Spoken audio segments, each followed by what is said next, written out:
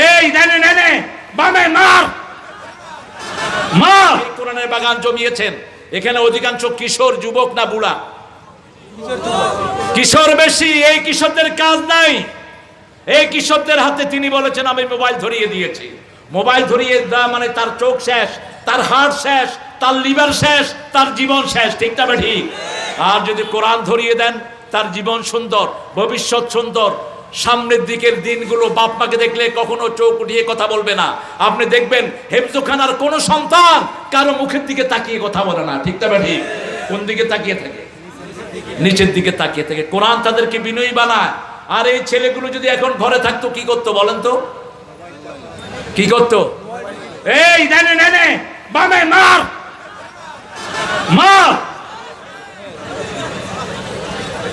ঠিক কিনা? কি চালাইতো? Free fire.